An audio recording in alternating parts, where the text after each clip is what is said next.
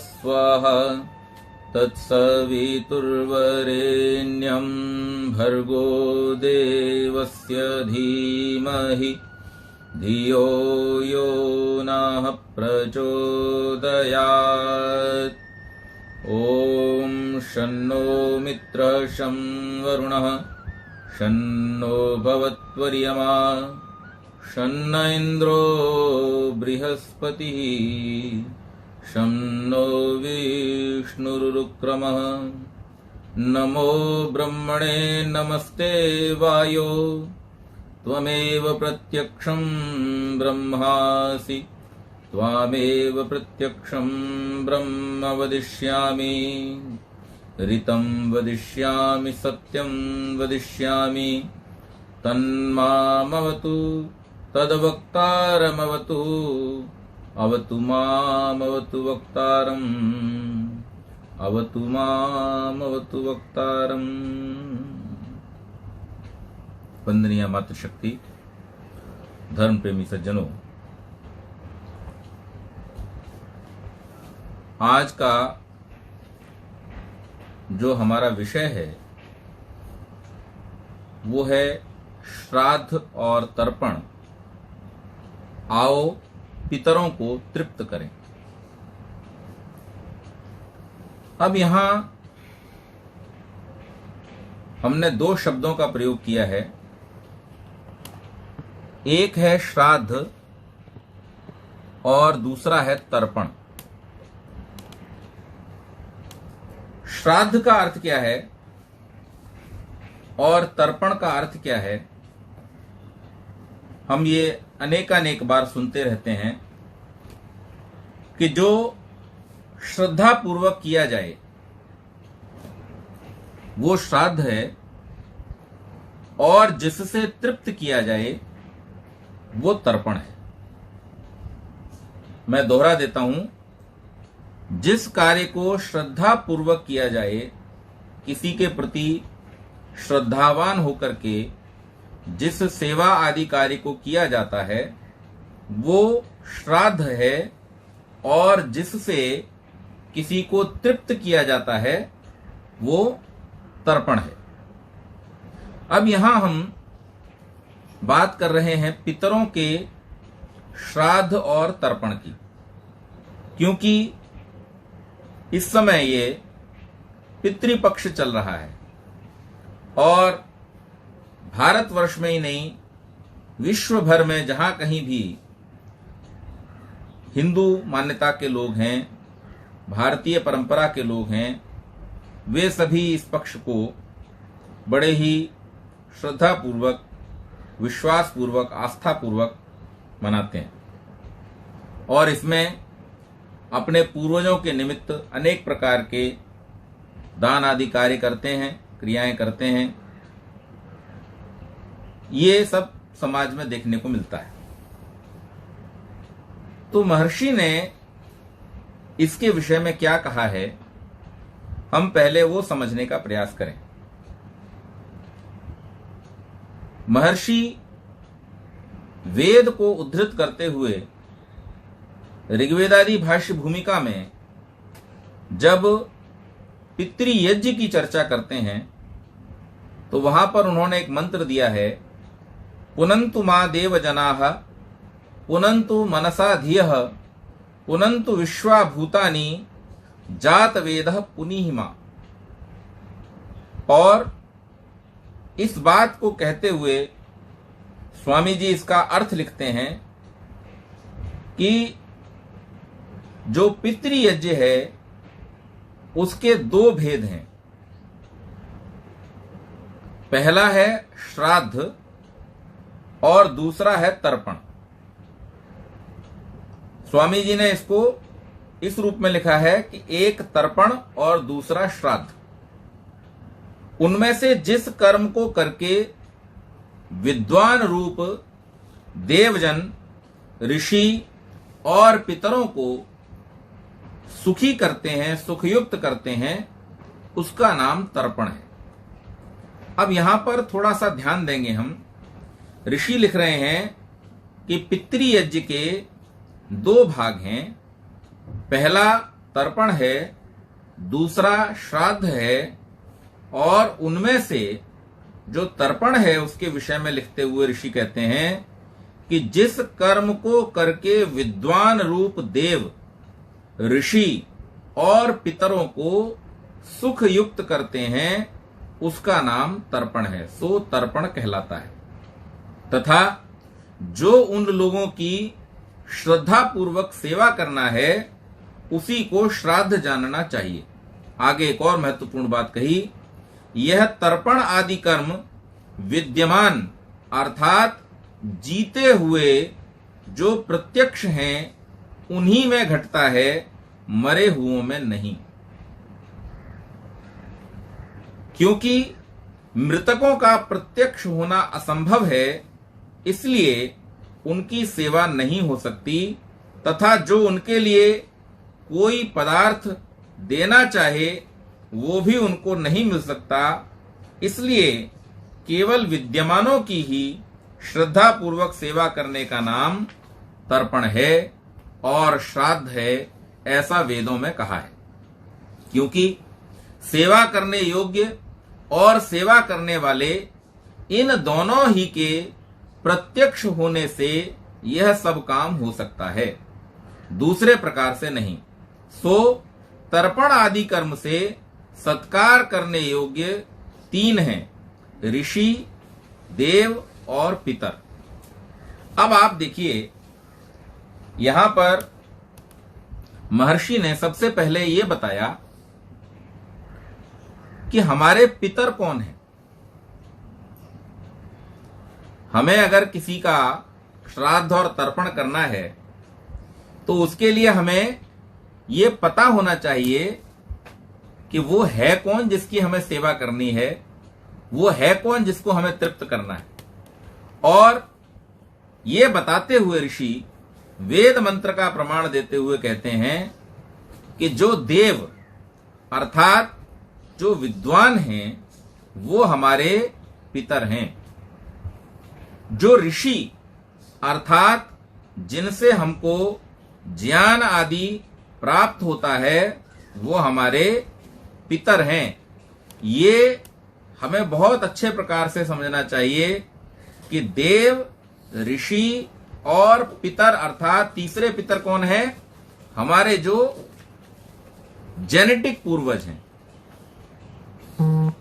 हमारे पितर तीन प्रकार से बतलाए गए। पहले तो देव,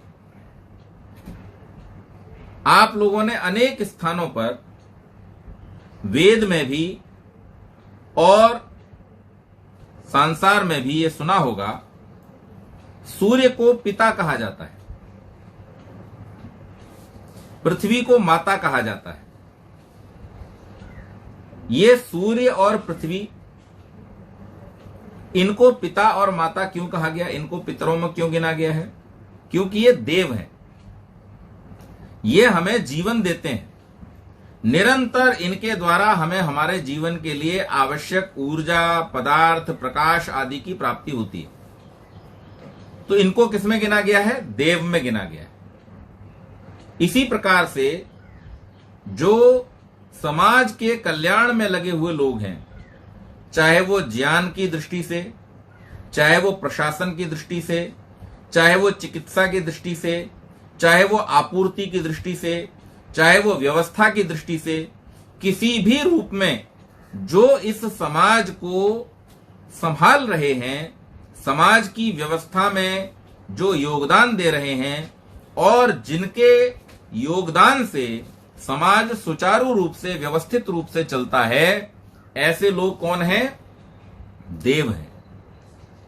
इन देवों को तृप्त करना और इनका श्राद्ध करना, ये हम सबका कर्तव्य बनता है।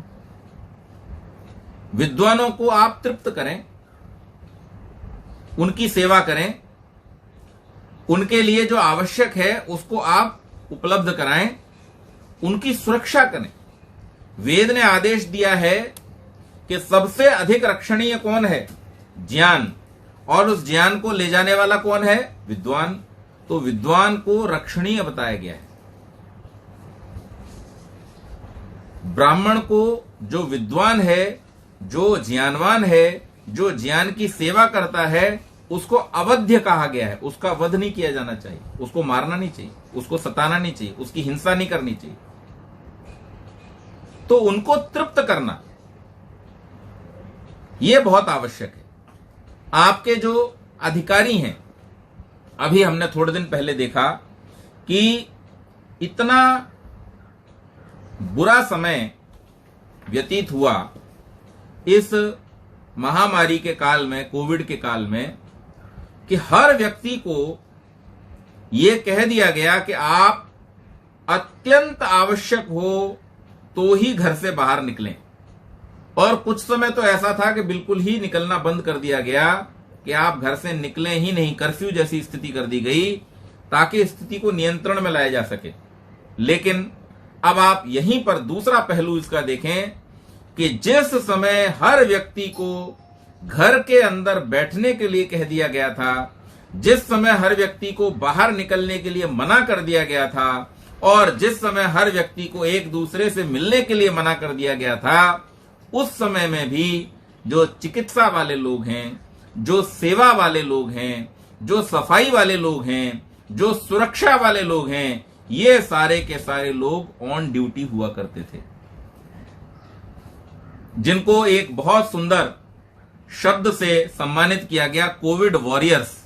यानी इस महायुद्ध की स्थिति में भी, जिससे पूरा का पूरा विश्व लड़ रहा था, जब सारे लोग अपने प्राण बचाने के लिए घरों में बैठे थे, उस समय में भी अपने प्राणों को संकट में डाल करके जो लोग समाज के बीच में लोगों की सेवा कर रहे थे, लोगों की सुरक्षा कर रहे थे, लोगों की चिकित्सा कर रहे थे, क्या ऐसे लोगों को सुखयुक्त करना, क्या ऐसे लोगों को सपोर्ट करना, क्या ऐसे लोगों के साथ में थोड़ा सम्मान का व्यवहार करना, यह हमारा कर्तव्य नहीं बनता है? तो इस प्रकार से ऐसे जो लोग हैं, जो देव के रूप में, अर्थात इस समाज को, हमारे जीवन को सुरक्षित और सुविधायुक्त करने के लिए जो निरंतर तत्पर हैं, ऐसे लोगों को तृप्त करना, ऐसे लोगों को सुखयुक्त करना, वास्तव में ये तर्पण कहलाता है।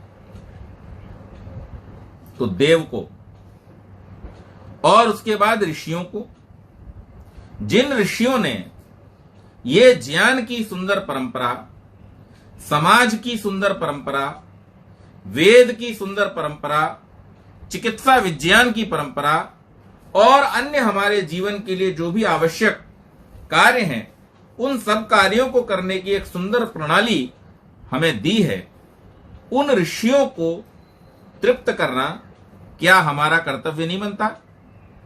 लेकिन स्वामी जी कह रहे हैं कि तृप्त केवल आप उसको कर सकते हैं जो शरीर से साथ में है। फिर ऋषियों को कैसे तृप्त करेंगे? वो तो अब शरीर से साथ में नहीं है। तो ऋषियों के तृप्त करने का जो उपाय है वो ये है कि उनके द्वारा दिए गए ज्ञान को हम अपने जीवन में धारण करें। जब हम ज्ञान को अपने जीवन में धारण करते हैं, अर्थात स्वाध्याय आदि से अपने आप को जोड़ते हैं, तब हम ऋषियों को तृप्त कर रहे होते हैं। उनको हम जल चढ़ा करके, उनके चित्र बना करके, उनके आगे फूल रख करके और उनके चित्रों के आगे अपने भोजन की सामग्री रख करके हम उनको तृप्त नहीं कर सकते। हम उन्हें केवल एक प्रकार से तृप्त कर सकते हैं कि हम स्वयं उनके द्वारा दिए गए जो ज्ञान है उसको अपने जीवन में धारण करें, और इसके साथ साथ हम उनके द्वारा दिए गए ज्ञान के प्रचार और प्रसार के लिए जो भी तन, मन और धन से कर सकते हैं वो करने का प्रयास करें। इसी के द्वारा हम अपने ऋषियों को तृप्त कर सकते हैं। और पितर कौन है? पितर वो हैं जो हमारे माता पिता, माता पिता के माता पिता, हमारी माँ और हमारे पिता, हमारे जो और घर के बड़े लोग, यानी हमारे जो जेनेटिक रिलेशंस हैं, जो हमारे हेरिडिटरी रिलेशंस हैं, उन सबको पितर कहा गया है, जो हमसे पूर्व हैं। और उनको कैसे करेंगे?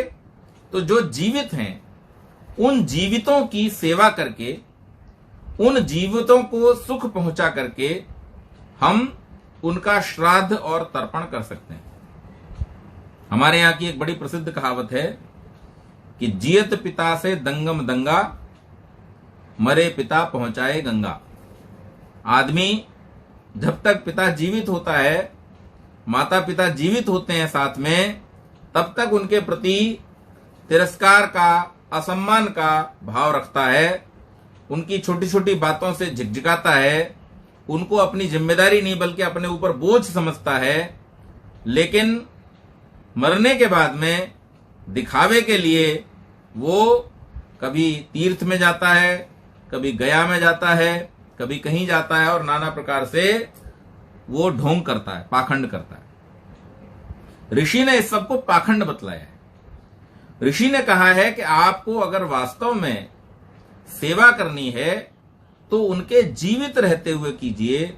उनको उनके नाम पर बाद में आप जो करते हैं उससे ज्यादा महत्वपूर्ण यह है कि उनके जीते जी उनके साथ में करें, ताकि उनको भी उसका सुख मिले, उनको भी उसका लाभ प्राप्त हो। और आगे कहा, हे परमेश्वर, आप सब प्रकार से मुझे पवित्र कीजिए और जो आपके उपासक आपकी आज्ञा पालते हैं अथवा जो कि विद्वान ज्ञानी पुरुष कहलाते हैं, वो मुझे विद्यादान से पवित्र करें और आपके दिए विशेष ज्ञान या आपके विषय में ध्यान से हमारी बुद्धियां पवित्र हों तथा सब संसारी जीव आपकी कृपा से पवित्र होकर आनंद में रहें। और इस प्रकार से जो व्यक्ति अपने कर्तव्य का ठीक ठीक प्रकार से निर्वाह करता है, वो व्यक्ति अपने जीवन में पवित्रता को प्राप्त करता है। पवित्र होने के अनेक उपाय हैं। अलग अलग चीजों का अलग अलग तरीके से पवित्रता होती है। शरीर को पवित्र अगर आपको करना है तो उसके लिए आपको पानी की जरूरत है, जल की जरूरत है। जल से आप नहा धो करके अपने बाहरी शरीर को पवित्र कर सकते हैं, लेकिन अपनी बुद्धि को आप जल से पवित्र नहीं कर सकते। अपने मन को आप जल से पवित्र नहीं कर सकते। अपनी आत्मा को आप जल से पवित्र नहीं कर सकते।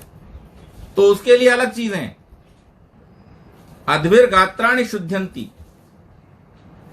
मनः सत्येन शुद्ध्यति, विद्या तपोभ्याम भूतात्मा, बुद्धिर ज्ञानेन शुद्ध्यति।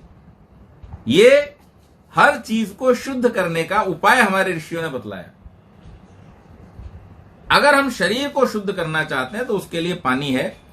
जल से आप बढ़िया स्नान कीजिए, सुगंधित पदार्थों को उसमें मिलाकर के स्नान कीजिए और आपका शरीर जो है वो दुर्गंध से रहित हो जाएगा, सुगंधी युक्त हो जाएगा, साफ सुथरा हो जाएगा, रोगाणु कीटाणु सब दूर हो जाएंगे और आप स्वस्थ रहेंगे।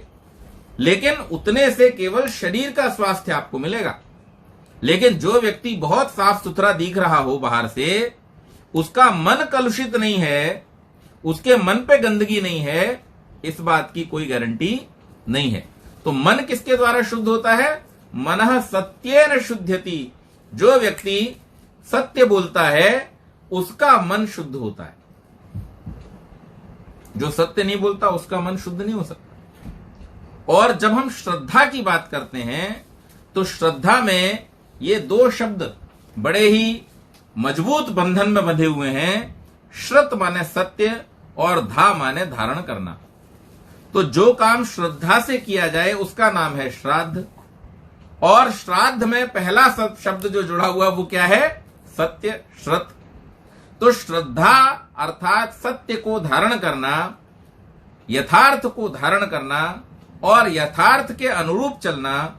और महर्षि दयानंद ने हमारे ऊपर इतनी बड़ी कृपा की है कि उन्होंने श्राद्ध में क्या सत्य है छुपा हुआ है वो हमें बतला दिया कि जो सेवा है वो किसके होते हुए? जब सेवक भी उपलब्ध हो और जिसकी सेवा की जाने वाली उपलब्ध हो, जब दोनों लोग एक ही स्थान पर वर्तमान होते हैं तब सेवा का कार्य हो सकता है, अन्यथा। अब मैं यहां बैठा बैठा आपसे कहूं कि मैं आप सबकी सेवा कर रहा हूं, साहब मैं आपके पैर दबा रहा हूं तो इस बात का कोई मतलब नहीं है। मैं यहां बैठा बैठा आपसे कहूं कि मैं आप सबको भोजन भेज रहा हूं, मैं आप सबको भोजन करा रहा हूं, आप भोजन कीजिए, और यहां मैं आपको दिखा दूं थाली, तो इसका कोई मतलब नहीं है। क्योंकि यहां पर मैं वर्तमान हूं वहां पर आप वर्तमान हैं, यहां पर आप नहीं हैं और वहां पर मैं नहीं हूं। आपके स्थान पर मेरे न होने के कारण से और मेरे स्थान पर आपके न होने के कारण से जब दोनों लोग एक स्थान पर वर्तमान नहीं हैं तो हम एक दूसरे की सेवा नहीं कर सकते। इसी प्रकार से ऋषि ने यह समझाया है कि श्राद्ध वही हो सकता है जहां पर सेवा जिसकी की जा रही है वो भी उपस्थित हो और जो सेवा करने वाला है वो भी उपस्थित हो। तो ये तब हो सकता है जब वो लोग जीवित हैं, तब हम श्राद्ध कर सकते हैं। ऋग्वेद में एक सूक्त है जिसका नाम है श्रद्धा सूक्त, और यह श्रद्धा सूक्त जो है बड़ा महत्वपूर्ण है। इसमें बहुत सुंदर मंत्र संजोए गए हैं। मंत्र में कहा गया है, श्रद्धया अग्नि समिध्यते श्रद्धया हूयते हविः श्रद्धा भगस्य मूर्धनि वचसा वेदयामसि।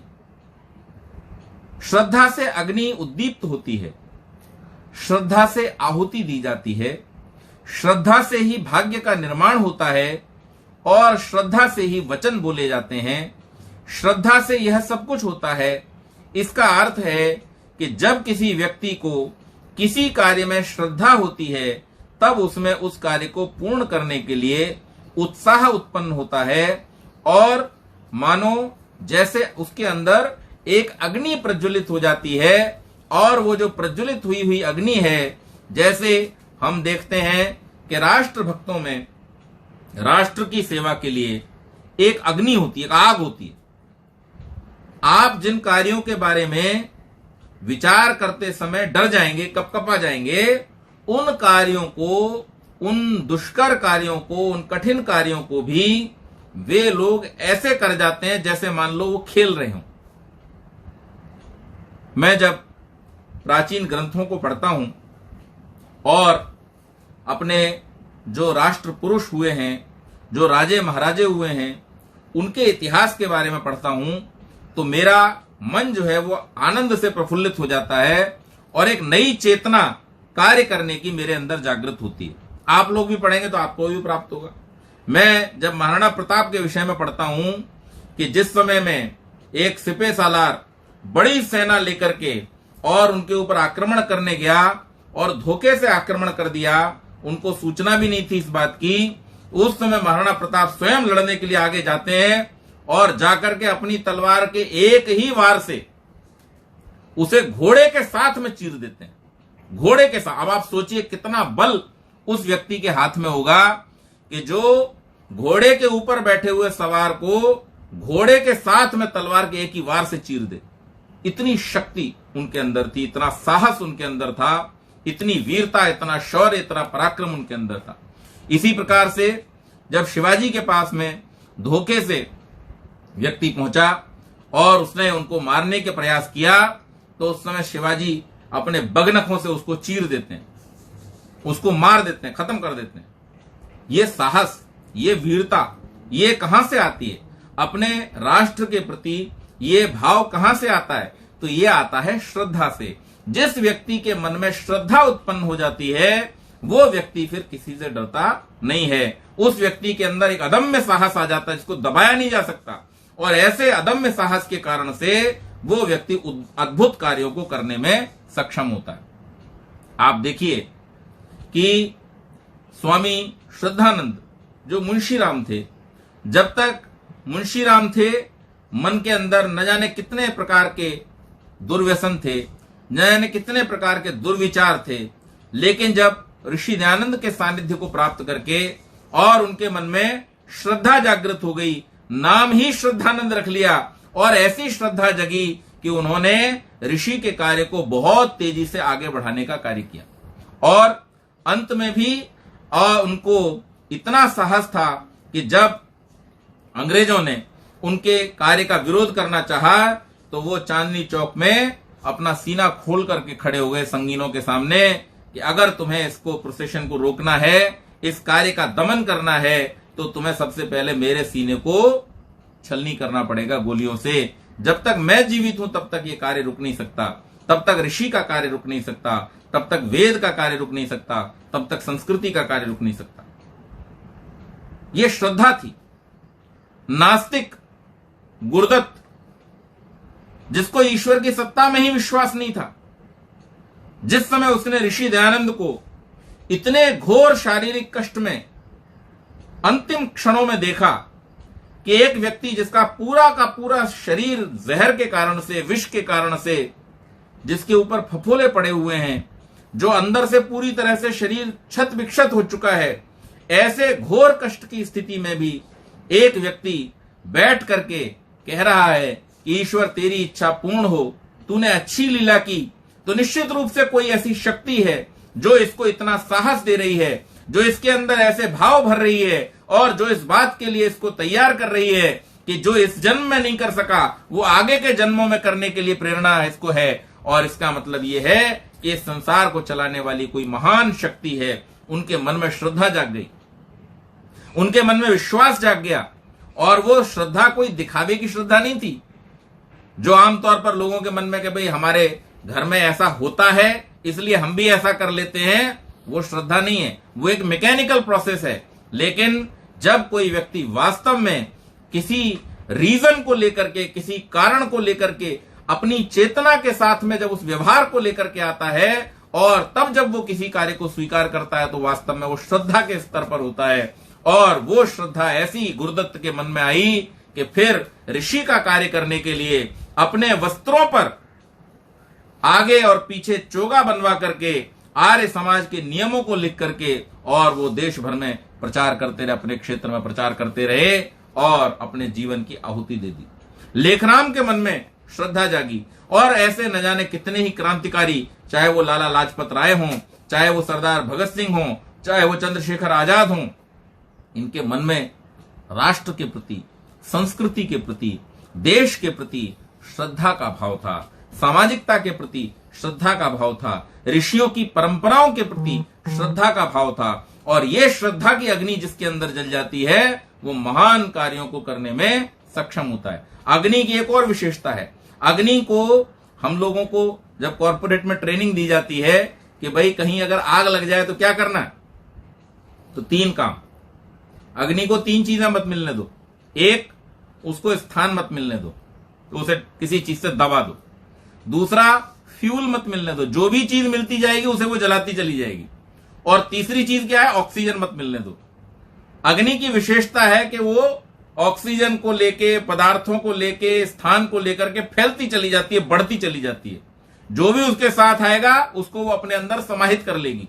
इसी प्रकार से आप देखिए, ये जितने भी राष्ट्र पुरुष हैं, ये जितने भी महापुरुष हैं, इनकी जो अंदर की अग्नि थी ये इनके मन में उत्पन्न हुई, लेकिन उस अग्नि को लेकर के जब ये चले तो सारे लोग इस अग्नि के पीछे पीछे पीछे पीछे चल पड़े।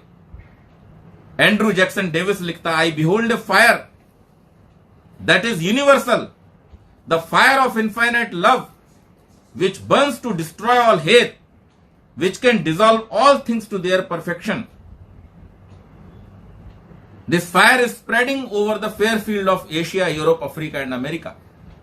मैं एक ऐसी अग्नि को देख रहा हूं जो सर्व विद्वेष को, सारे द्वेषों को समाप्त करने के लिए प्रज्वलित हो रही है, जो एशिया, यूरोप, अफ्रीका, अमेरिका के सुदूर क्षेत्रों में फैलती जा रही है, जो सबको एक साथ समाहित करके आगे बढ़ रही है।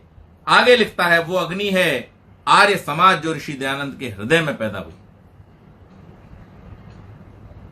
तो ये श्रद्धा की अग्नि होनी चाहिए अपने राष्ट्र के प्रति, अपने पितरों के प्रति, अपने समाज के प्रति। जिस व्यक्ति के मन में वास्तव में श्रद्धा है, तो ऋषि दयानंद ये समझाने का प्रयास कर रहे हैं कि अरे आर्यो, तुम श्राद्ध करो, तुम तर्पण करो। ऋषि ने कभी इसका विरोध नहीं किया। आज बहुत सारे लोग समाज के अंदर बड़ी भ्रामक बातें फैलाते हैं आर्य समाज के विषय में। वो कहते हैं कि आर्य समाज तो श्राद्ध और तर्पण का विरोध करता है। लेकिन मैं ये ऋषि के हवाले से कहना चाहता हूं, आर्य समाज के मंच से कहना चाहता हूं कि आर्य समाज ही वास्तव में श्राद्ध और तर्पण करता है। और इस देश को स्वतंत्र कराने में जिन लोगों ने श्रद्धा पूर्वक अपने जीवन तक की आहुतियां दे दी, उन लोगों में से 90% लोग आर्य समाज से प्रभावित थे, आर्य समाज की भावना से, आर्य समाज की विचारधारा से और ऋषि दयानंद से प्रभावित थे। और वही कारण था कि उनके मन में वो श्रद्धा की अग्नि जागृत हुई। तो हम श्राद्ध करें, लेकिन समझ करके करें। आर्य समाज सिर्फ एक बात कहना चाहता है, यस तर्केणानुसंधत्ते सधर्म, वेद ने तरह, जो तर्क की कसौटी पर खरा उतरता है, आर्य समाज उस धर्म को धर्म मानता है, आर्य समाज उस बात को बात मानता है। जो तर्क की कसौटी पर खरी न उतरे, जो विज्ञान की कसौटी पर खरी न उतरे, और जो सामाजिक ईश्वरीय वेद के नियमों की कसौटी पर खरी न उतरे, उस बात को आर्य समाज मानने को तैयार नहीं है। इस बात से किसी का भला क्या विरोध हो सकता है? हम सांसारिक नियमों का पालन नहीं करेंगे, हम सामाजिक नियमों का पालन नहीं करेंगे, हम ईश्वर के नियमों का पालन नहीं करेंगे, हम वेद की आज्ञाओं का पालन नहीं करेंगे, अपनी आत्मा की पवित्रता से तर्क के साथ में हमारी बुद्धि जिस बात को स्वीकार करती है, उस बात को अगर हम स्वीकार नहीं करेंगे तो फिर हम केवल पाखंड में पड़े रहेंगे, हम कभी भी सत्य के पास में पहुंचेंगे ही नहीं।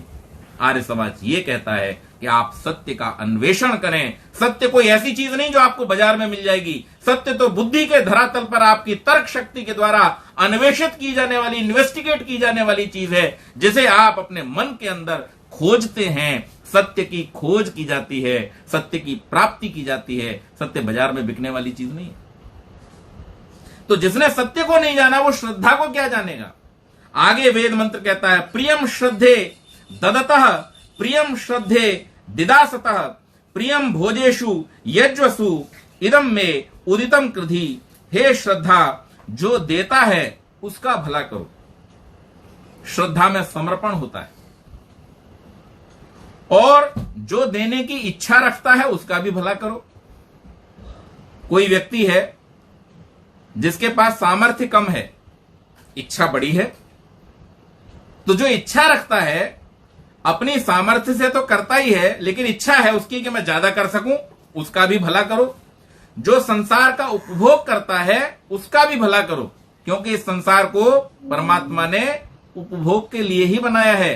और जो मैं याचना कर रहा हूं उसे आप स्वीकार करो ताकि मेरा उदय हो, अर्थात मैं भी अपने जीवन के कार्यों को ठीक प्रकार से कर सकूं, मैं भी जिन व्रतों को धारण किया है उनका पालन कर सकूं, और जिन व्रतों को लेकर के मैं अपने महान उद्देश्य को प्राप्त करना चाहता हूं उसमें मैं सफल हो सकूं। इसे श्रद्धा कहा है। श्रद्धा कोई सामान्य चीज नहीं है, और इसमें महत्वपूर्ण बात जो ऋषि दयानंद ने कही वो ध्यान रखने की है कि श्रत अर्थात सत्य को, यथार्थ को धारण करना। तो जो लोग समाज की सेवा में लगे हुए हैं, जो लोग हमें ज्ञान विज्ञान से परिचित कराते हैं, जो लोग हमें जीवन से परिचित कराते हैं, अर्थात हमारे देवगण, हमारे ऋषिगण और हमारे पितर, उनके प्रति जो श्रद्धा का भाव है वही, उनके प्रति जो सेवा का भाव है वही, और उनको जो सुखयुक्त करने का भाव है वही वास्तव में हमें श्राद्ध और तर्पण करने की प्रेरणा देता है, और उसी के माध्यम से हम श्राद्ध और तर्पण कर सकते हैं। श्रद्धाम देवाः यजमानाः वायु गोपाः उपासते, श्रद्धाम हृदया आकूत्या श्रद्धया विंदते वसु। क्या कहा इस मंत्र में? श्रद्धा से प्राप्ति क्या होती है, श्राद्ध से क्या प्राप्ति होती है? कि जो दिव्य गुण वाले भक्त लोग हृदय से श्रद्धा तथा भावना पूर्वक प्रतिदिन वायु गोपाः अर्थात वायु का उपभोग करते हैं, अर्थात प्राणायाम आदि करते हैं, वो स्वस्थ रहने के कारण धन ऐश्वर्यों के स्वामी बनते हैं। अब हमारा ये जीवन है, हमारे इस जीवन में मान लीजिए जो व्यक्ति जिनके माता पिता अब नहीं रहे संसार में, और जो ऐसे स्थान पर हैं जहां पर वो बहुत सारे लोगों से मिलते भी नहीं है, तो सबसे ज्यादा एक काम तो आप कर ही सकते हैं, और वेद इस बात को कह रहा है। वेद कह रहा है आप किसी के प्रति श्रद्धा मत रखो, अपने प्रति तो रखो। और अपने प्रति श्रद्धा का मतलब क्या है? कि आपको परमात्मा की कृपा से जो ये सुंदर शरीर, मनुष्य का शरीर मिला है सुकर्मों को करने के लिए, आप इसकी सुरक्षा करें। जब हमें हमारे घर पर सोचिए कोई थोड़ा सा अपना सामान रख जाए कि मंत्री जी ये मेरी वस्तु है, महंगी वस्तु है, इसकी सुरक्षा आवश्यक है, मैं 15 दिन के लिए बाहर काम से जा रहा हूं, आप कृपा करके इसको सुरक्षित रखें। तो आप उस समय क्या करते हैं कि अपनी वस्तुओं से भी ज्यादा सुरक्षित उसको रखने का प्रयास करते हैं, उसको ज्यादा संभाल करके रखते हैं। क्यों रखते हैं ऐसा? क्योंकि वो किसी की दी हुई आपको अमानत है, किसी की निधि है, वो आपकी अपनी वस्तु नहीं है। और आपकी अपनी वस्तु जब नहीं होती और आपकी कस्टडी में होती है तो आप उसका अतिरिक्त ध्यान रखते हैं।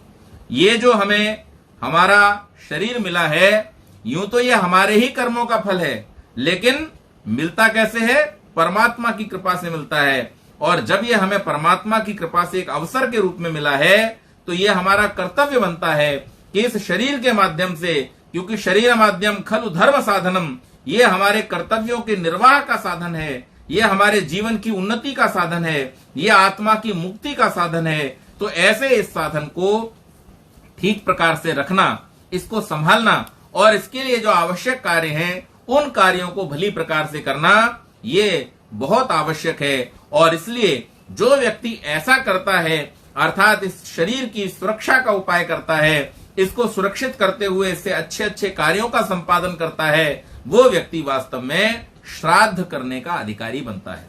श्रद्धाम प्रातः हवामहे, श्रद्धाम मध्यम दिनम परी, श्रद्धाम सूर्य से निम्नुची, श्रद्धे श्रद्धा पय यह न। हम श्रद्धा देवी का आह्वान प्रातः, मध्याह्न तथा सायंकाल प्रतिदिन करते हैं। हे श्रद्धा, आप हमें श्रद्धा को स्थिर रूप से स्थापित करने के लिए तैयार करो। हम परमात्मा से प्रार्थना करते हैं क्योंकि परमात्मा ही श्रद्धा का सबसे बड़ा पात्र है। परम श्रद्धेय शब्द जो है वो किसके साथ लगता है? परमात्मा के साथ में, परमेश्वर के साथ में। वो सबसे ज्यादा श्रद्धा के योग्य है। क्यों श्रद्धा के योग्य है? क्योंकि उसका समस्त संसार, पूरा का पूरा उसका जो क्रिएशन है, उसका जो ब्रह्मांड है, वो सत्य नियमों पर ही टिका हुआ है, वो ऋत नियमों पर ही टिका हुआ है। उससे ज्यादा सत्य का व्यवहार संसार में और कोई नहीं करता। परमात्मा स्वयं सत्य स्वरूप है और उसके द्वारा बनाए गए संसार भी कैसा है? सत्य नियमों पर टिका हुआ है। तो इन सत्यों के उस अधिष्ठाता परमात्मा के प्रति सबसे अधिक श्रद्धावनत होते हुए मनुष्य क्या प्रार्थना करता है? वेद मंत्र में क्या बतलाया, हम कैसी प्रार्थना करें परमेश्वर से कि हे परमेश्वर, आप हमें श्रद्धा करने के योग्य बनाओ। श्रद्धा करने के योग्य, सामान्य रूप से अगर किसी व्यक्ति से ये कहो कि आप श्रद्धा करने के योग्य बनाओ, ऐसी प्रार्थना करो, तो वो कहेगा अरे भाई श्रद्धा तो कोई भी कर सकता है, किसी भी भगवान के सामने हाथ जोड़ लो जाकर के, किसी भी बड़े व्यक्ति के सामने हाथ जोड़ लो जाकर के, हो गई श्रद्धा। लेकिन ऐसा नहीं है। वेद और ऋषि इस बात को बड़े गहराई से विचार करके, चिंतन करके कहते हैं, किसी के भी सामने नहीं, सत्य के सामने जो है और वो अपने सत्य स्वरूप में है। यानी इस बात को भी हम समझ लें, जो पिता है तो पिता है ना, सत्य है, उसने आपका पालन किया। पिता किससे होता है? पारक्षणे धातु से पिता शब्द बनता है। जिसने आपको जन्म दिया, आपकी रक्षा की, सुरक्षा की, पालन किया, पोषण किया, उसके प्रति जो आपका सत्य कर्तव्य है उसको धारण करना श्रद्धा है पिता के प्रति। उसके माध्यम से आप उसका श्राद्ध कर सकते हैं। जैसे पिता ने हमको बचपन में हमारे सारे आवश्यक वस्तुओं के प्रदान करने के बाद में हमें सब प्रकार से सुखी रखने का प्रयास किया, अपने स्वार्थों को पीछे रख करके हमारी खुशियों को आगे रखा, हमारी इच्छाओं को आगे रखा। इसी प्रकार से जब हम अपने पिता के प्रति अपने स्वार्थों को पीछे रख करके और उनकी खुशियों को, उनकी सुरक्षा को, उनके स्वास्थ्य को आगे रखते हैं, तब हम पिता का श्राद्ध, माता पिता का श्राद्ध कर रहे होते हैं। जिन विद्वानों को अब किसी ने अगर वस्त्र रंगे हुए हैं केवल, तो इतने मात्र से वो श्रद्धा का पात्र नहीं हो जाता। कोई सन्यासी है तो वास्तव में वो सन्यासी है कि नहीं है, ये जानना आवश्यक है। कोई भी व्यक्ति जिसने कपड़े रंग लिए और आप उसके प्रति सत्यवचन महाराज, जय गुरुदेव करके पड़ गए, तो काम चलने वाला नहीं है। क्या होगा वहां पर वो आपको गलत रास्ते पर भी ले जा सकता है, वो आपको दिशा भ्रमित भी कर सकता है, वो आपका लाभ उठा सकता है, आपके द्वारा वो अपने स्वार्थों की पूर्ति कर सकता है, आपकी हानि कर सकता है। इसलिए पहले सत्य को जानना और जान करके उस व्यक्ति के अगर आचरण पवित्र हैं, अगर उस व्यक्ति का जीवन पवित्र है, अगर उस व्यक्ति का ज्ञान पवित्र है, तो ऐसे पवित्र जीवन वाले, पवित्र आचरण वाले, पवित्र ज्ञान वाले व्यक्ति को ही हम अपनी श्रद्धा का पात्र बनाएं। हर एक को श्रद्धा का पात्र ना बना लें। आज समाज में जो गड़बड़ हो पड़ी है, चल पड़ी है, उसका कारण क्या है कि जिसने जैसा कह दिया हम मान करके उसके पीछे चल पड़ते हैं, और इसी के कारण से इतने सारे मत मजहब इस संसार में पनप गए। क्यों? जिसने जो कहा हम उसके पीछे बिना उस सत्य की खोज किए कि ये जो बात कह रहा है, इस बात के अंदर कुछ सार भी है या नहीं है, या स्वयं इसने सत्य की खोज की है या नहीं की है, ये सच को जानता भी है या नहीं जानता है, ऐसा विचार किए बिना हम केवल मात्र किसी के कहने से ही उसके पीछे चल पड़ते हैं, तो ये वास्तव में श्राद्ध नहीं होगा। वेद कहता है हम ऋषियों का श्राद्ध करें, अर्थात हम स्वाध्यायशील बने, और स्वाध्यायशील बन करके जो ज्ञान की परंपरा हमें प्राप्त हुई है उस परंपरा को हम आगे बढ़ाएं, उस ज्ञान को फैलाने के लिए, उसके प्रचार प्रसार के लिए हम निरंतर प्रयत्नशील हों। ये हमारे ऋषियों के प्रति हमारा श्राद्ध होगा, उन विद्वानों के प्रति हमारा श्राद्ध होगा जिन्होंने अपने जीवन में पुरुषार्थ करके इस ज्ञान को अन्वेषित किया, प्राप्त किया और हमें सौंप दिया। और जैसा मैंने पहले कहा कि जो देवजन इस समाज की व्यवस्था को चलाने वाले, संभालने वाले हैं, उनके प्रति इसके साथ साथ हमारे जड़ देवता भी हैं, हमारी प्रकृति, हमारा पर्यावरण, ये क्या है? ये भी देव है। ये अगर नहीं होंगे तो हमारा जीवन ठीक प्रकार से नहीं चलेगा। अब आप मुझे ये बतलाइए कि आज विश्व में बहुत सारे ऐसे स्थान हैं, और हमारे भारत देश में भी बहुत सारे ऐसे स्थान हैं कि जहां पर पितरों को तृप्त करने के लिए पशुओं की बलि दी जाती है। अब आप बोलिए, ये कहां की अच्छी बात है? पितरों को तृप्त करने के लिए, अपने मन से गढ़ी हुई देवी देवताओं को तृप्त करने के लिए, उनके प्रति श्रद्धा भावना को व्यक्त करने के लिए लोग पशुओं की बलि देते हैं, निरीह पशुओं को मारते हैं।